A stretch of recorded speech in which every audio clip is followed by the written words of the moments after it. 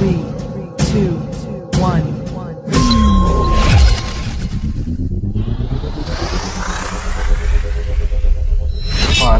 Parlay with Destiny J. Hey everybody, welcome to the Parlay with Destiny J, and I'm Destiny, and today I have another great show for you planned. And on this show, we talk about topics related to pop culture, social issues, and health and wellness. And I have with me another special guest today. We have Dr. Umar. So Dr. Umar, you want to say hey to the people? Good afternoon, everyone. Thanks for having me on the show. So, I know I have been following your work for a few years now. And it was mainly because, I came across one of your lectures on YouTube, and it was basically, I think the first lecture I saw, you were giving advice to people with children in the schooling system that have been diagnosed with ADHD. And then you were basically telling them why the school system does that. So that's kind of what got me interested in you and your story. So for those people that are out there that don't know who you are at all or don't know much about you, can you just give us a brief description of who you are and what you do? Certainly. I'm a doctor of clinical psychology, so I do clinical work as it relates to evaluating and treating mental disorders, depression, anxiety disorder, bipolar, ADHD, all of those are mental disorders. My expertise is in school psychology, which I've been doing for the past almost 20 years now, where I evaluate in the school setting for learning problems, autism, emotional disturbance, intellectual disability, reading disabilities, math disabilities. I work with deaf kids, blind kids, traumatic brain injuries, developmental delays, orthopedic impairments, and such things like that. So I do that more than anything else. That is largely the profession that I work through nowadays. And I do therapy, a lot of therapy with children, a lot of therapy with families, some therapy with couples. So I kind of go between both worlds, a school psychologist as well as working as a clinician as well. And basically, I'm on a mission to try to empower and educate Black parents about their rights and about the dangers of making bad decisions regarding our children. I think a lot of what happens to Black kids is the result of bad decisions by their parents. Remember, you can't put a kid in special ed unless you have the parent permission. You can't evaluate a child without parent permission. You can't prescribe a medicine without parent permission. So all of these problems that we see, from the dismally low high school dropout rates to the dismally high special ed rates, all of this is being done with parental approval. And so that's where, I really try to make an inroad. I'm also author of the book, Psychoactive Holocaust, The Special Education and ADHD Wars Against Black Boys, which is a must-read for anyone who either cares about Black children or are raising Black children, because it's the only book in print written by a Black school psychologist that teaches our parents how to navigate the dangerous and manipulative world of education and mental health for Black children. Great. That is refreshing to hear that we have somebody such as yourself advocating for Black parents and Black people in general. I really dwell on positive energy and people doing positive things for the people in my community. I am Black, so this topic is near and dear for me, and I do have children that I'm raising as well. So just from myself, and I know the people that are listening, we just would like to thank you for everything that you do for us and our children. We need more American Africans to get their certifications in special education. We need more special ed experts, more school psychologists, because 99% of all school psychologists in America are not Black. That means 99% of our children who are being put in special ed are being placed there by people who are not culturally familiar with African American children. That is very dangerous. And that helps explain the dismally high rate of Black kids in special ed. But it can also be explained by the fact that 93% of America's teachers are middle-class, white, racist females who could care less about whether or not black kids learn. And that's the biggest reason for why the schools are failing. It's not because the pants are sagging. It's not because the daddy's in jail. It's not because mom is not married. It's not because it's a gangster rap. It's not because he's poor. He's struggling because a white teacher is responsible for his learning. And when white folks are not natural stakeholders in the success of black folk, they never have been, they never will be, which is why I have predicted that as long as our children are dependent upon white women to master their academics, they will always be behind. That's deep.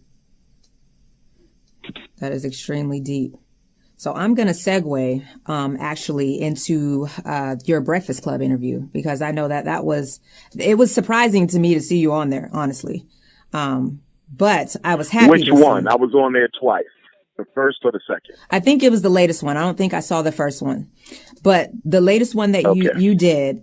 First one I had on the suit. Latest one I had on the dashiki. No, it was it was definitely the first one then.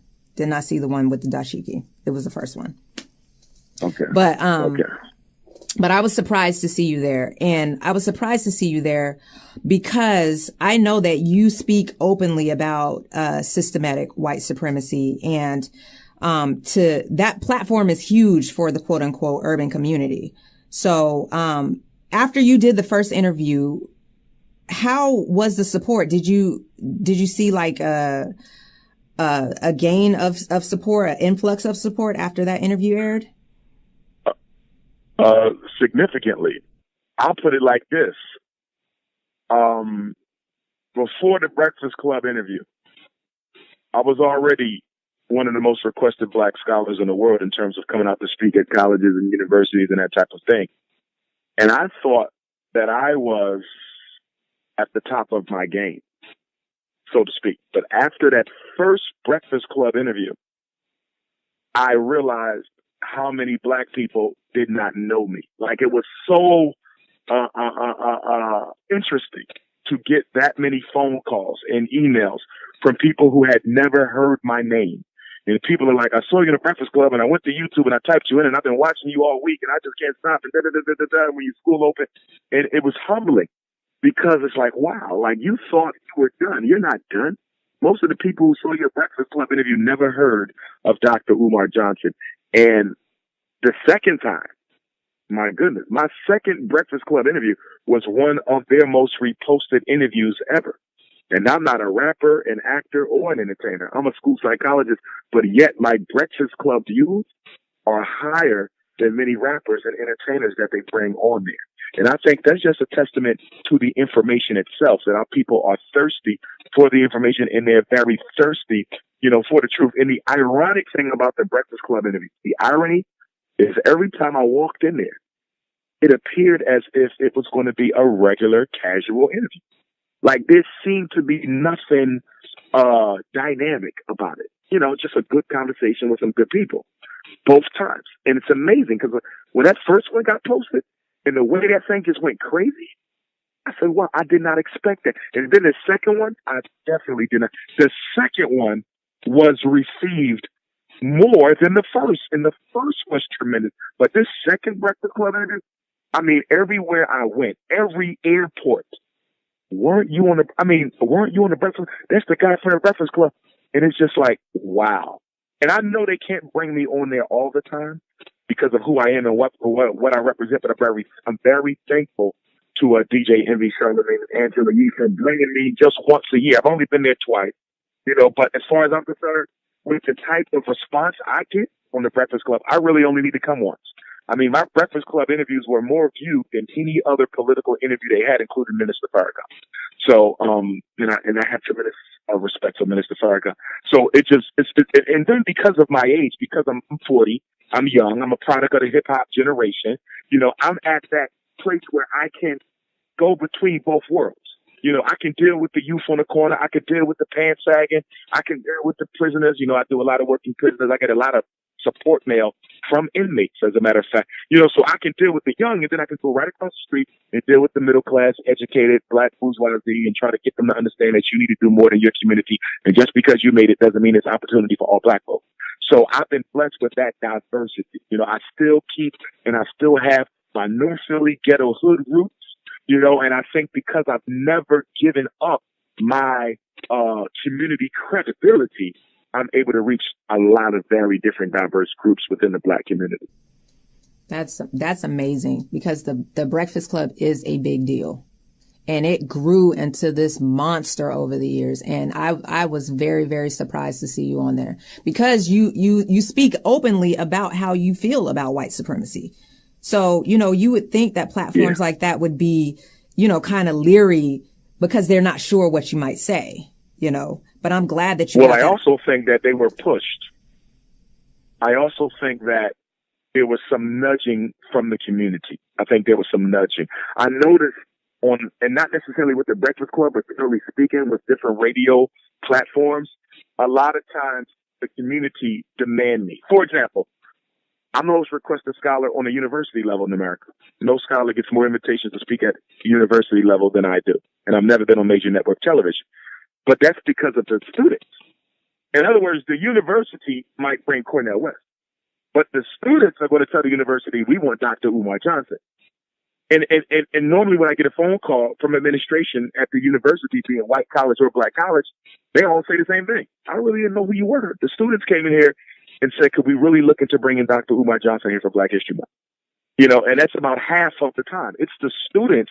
Even with Breakfast Club and all these other networks, I really do think that it's the community that's like, hey, if y'all claim to be real, if you brought Minister Farrakhan up here, if you had Dick Gregory up here, Dr. Umar got the streets right now. When y'all gonna get him? So I think to some extent they almost have to bring me, because the people are like looking like, wait, if you claim to really be about it, you cannot exclude him because he's the one that we watching right now. Right. So I have to give a lot of credit to the 17 to 27-year-old generation. They are the ones that force the issue. I'm disappointed that I've never been invited to the Oprah Winfrey Show. I am, because I look at what Oprah did for Dr. Phil. She made that man a multimillionaire. He's a regular TV personality because Oprah Winfrey gave him her platform. And here you have me. Oprah has never given me that platform. Don't get me wrong. I understand to an extent why, because she's mainstream bourgeois and I'm grassroots revolutionary. But at the same time, as you saw with the Breakfast Club interview, I know how to taper my speech. I know how to tell my message. I understand media. Right. Okay. And I understand that if my message in that interview is too strong, it'll never see the light of day. I could have went 20 times harder in that Breakfast Club interview, but I knew walking in that if you go hard, that interview will never be played. So I have to be real and I have to stay honest, but I have to present it in a much different way than what I would do if I'm at the local community center around the corner. But it's amazing that you're able to do that, because most people get lost. Most people go hard and then lose opportunities and things like that because they didn't think it through. They were just so gung ho about, delivering their message and making sure that the people receive it the way that they want them to receive it. And they don't think about it like the way you do. I've seen it happen. Some of them aren't popular videos, but thanks to the internet, you're able to see those type of things. But, it was just, the Breakfast Club is huge. But with that being said, though, I want to talk about the Jay-Z's and the Kanye's and the Drakes. These people, and some people are going to disagree with that, but I think that these people were actually created for what they do. The Jay-Z's were created. The Drakes were created by other cultures / white supremacy to try to control and to organize us as Black people in whatever way that they want us to be organized in. So how important do you think, or do you think that it's even possible for Black people to have the same effect in creating the artists that we want to listen to on the radio? I would agree with you. In fact, if you look at the history of Black people in America, has not our whole entire history here been about white people's ability to market us to other white people? Was not slavery about marketing Black people to white people? Absolutely. Your college education, is about marketing you to white people. And on the entertainment and athletic level, it's even more critical that you be marketable. I've heard it from so many different people in the music industry, and because of where I am in my career, I come across a lot of popular entertainers on a regular basis who follow my work. They might send me a text message, "Keep it up, we watching you," yada yada. Okay, and everyone knows that in order for you to become successful, you do not have to be a talent. You do not have to be a talent. You have to be marketable, and you have to be manageable. That's it. If you are marketable and manageable, you can be extremely successful and extremely rich in the United States, whether it's Oprah Winfrey, Bill Cosby, LeBron James, or Jay-Z and Beyonce. All of them are marketable and all of them are manageable. They don't say anything that contradicts the American social order. They don't do anything that would create any type of insurrection within the status quo. If you are manageable and marketable, it's not about talent. I agree with you. Now, when you say that they were created, I think that's an appropriate word. But for people who find that to be too strong, I would say that they were selected. Drake isn't the greatest talent out of Canada. He's a very talented brother, don't get me wrong, but he's not the greatest thing they could have found in Canada. But given his Jewish heritage, they knew that he could be marketable and manageable. Jay-Z's not the greatest rapper. We know that. Okay? But Jay-Z is marketable and manageable. Beyonce ain't got the best voice. Okay? She's a tremendous entertainer and singer. I take nothing away from none of them. My point is they were not the best at it. But they were chosen because they were marketable and manageable. If you can be meek and if you can learn how to speak, if you can be meek and learn how to speak, know what to say and when to say it, you can go very far in the American social order. And I guess that's what separates them from others. But some people. Oh, without question. Some people don't believe that they were, they don't believe that they were selected. They think that their talent is what got them everywhere. But if you look at the history of Beyonce, she was groomed to be who she is today from a child. They groomed her, and people look at that and be like, oh, her work ethic is great. And she's been doing this for a long time, not realizing that she was sacrificed. She sacrificed a lot of being a regular person to be who she is today. She did not have a normal childhood or what we would consider normal because they selected her and she was being placed in her mold to be who she is today. Some people don't believe that. And I think that it's important to know because a lot of us get lost in the sauce. We do. And then without question. And then we don't know. Question. We don't know where it went wrong. We don't know what happened. And then we looking like Kanye West, looking crazy. Yeah. See, America is not healthy for black people. It's not healthy for black people whether you're rich or poor. It's not healthy for black people whether you're working class or middle class. It's not rich if you have no. It's not healthy for you if you have no class. And see what black people are trying to do. And you see this. We've been doing it since slavery. We've been doing it since the Dr. King era. We're trying to convince ourselves that we can be successful in America on an individual basis. And the reason we're trying to convince ourselves that we can be successful in America on an individual basis is because we have too much contemptuousness, too much disregard for one another. Black people hate nothing more than they hate each other. In fact, I often say that we will not change anything for American Africans. We will not change nothing until we learn to hate racism more than we hate each other. Because as long as we hate each other more than we hate racism, nothing will change. Look at black culture, whether it's hip hop, athletics, TV culture, or in the neighborhood. Our entire culture, if you've noticed, our popular culture is based on conflict. If a rapper is not beefing with another rapper, he will not be going platinum. Okay? If a reality show doesn't involve a lot of disrespectful, downgrading content, conflict-based content that will not be a popular show. Why is Empire so popular? Because there's nothing but conflict within the central characters, the black family there, the Hakeem, Jamal, the Andre, the Lucius, and Cookie. They're always what? They're not fighting other people most of the time. They're fighting who? Each other. Tyler Perry's movies. Why are they so successful? Conflict amongst black folks. Why did I get married? 4 dysfunctional couples. The one woman went and got a tube tie, didn't tell her husband.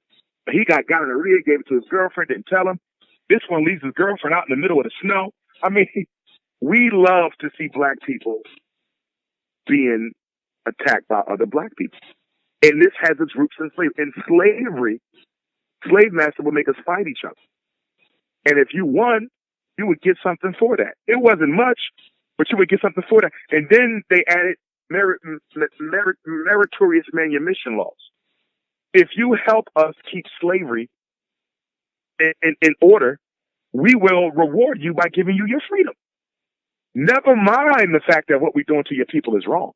Worry about yourself. We have to understand that individualistic culture of the African American is not indigenous to the African continent. African people are collectivists by nature. We became individualistic through slavery. People don't understand that post-traumatic slavery disorder is a real thing. It is real.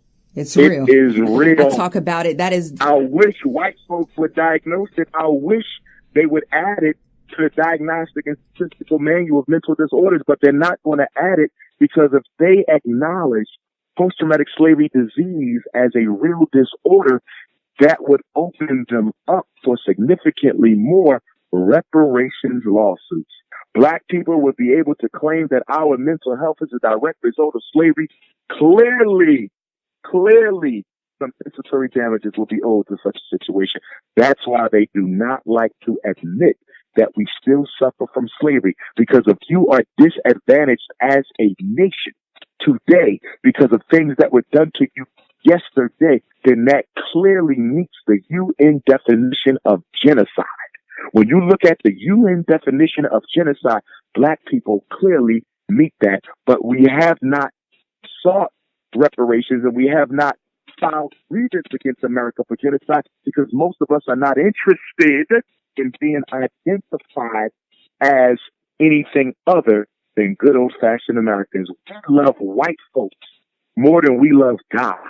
We love white folks more than we love our children. We love white folks more than we love ourselves. Black people do not want to admit it, but I'm telling you that we are in love with white people, white culture, white civilization more today than we were in love with it during slavery. That's sad. It is so sad.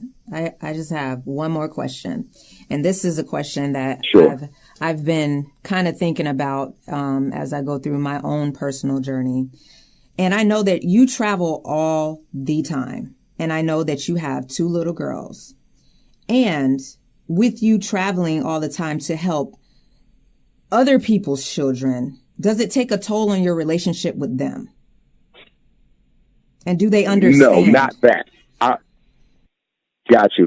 Oh, well, my oldest is 14. She understands. My baby girl is 5. I don't think she yet understands. I think she's just now beginning to realize who her daddy is. You know, my oldest daughter is interesting because she would send me text messages and she would say, you know, I'm in social studies class and we're watching you on TV and I'm telling everybody this is my dad and they don't believe me, you know.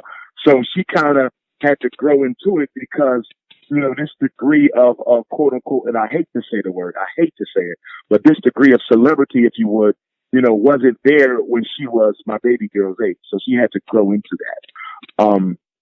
You know, but I make it a point to get home because I'm an old fashioned homebody type of a guy, you know, so I make it a point to get home a couple of days, every week. You know, most of my travel is that Thursday through Sunday. I think 2 years ago, I think I spoke 26 of the 28 days of Black History Month. So February, I'm going because everybody becomes Black in February. Mm-hmm. That's the one month that Black people. It's so heartbreaking though that out of 12 months we're only interested in being ourselves during the shortest of those 12 months. But I'm going all that time. But during the week is when I get an opportunity to spend time with my family. Mm-hmm. Well, I'm just trying to find my balance, but hopefully it'll come to me. But I do thank you so much for taking the time to speak with me and to kind of just talk some real stuff to my listeners. Because there are people that are interested in what you're doing, such as myself. I know I'm not the only one. There's plenty of people. So I'm just glad that you took the time to speak with me. But I'm just so grateful. I'm so grateful that you took the time today. So that's all I have for you. So I wish you much continued success in your future endeavors. And hopefully we'll get to talk again soon. Definitely we will. Definitely we will. You have my number, so definitely keep in touch. Yeah. Well, you have a good evening, and thank you again. Thanks again, love. Be safe down there. You too. Bye-bye. Take care now. Bye-bye. That was so fucking awesome! Parlay with Destiny T.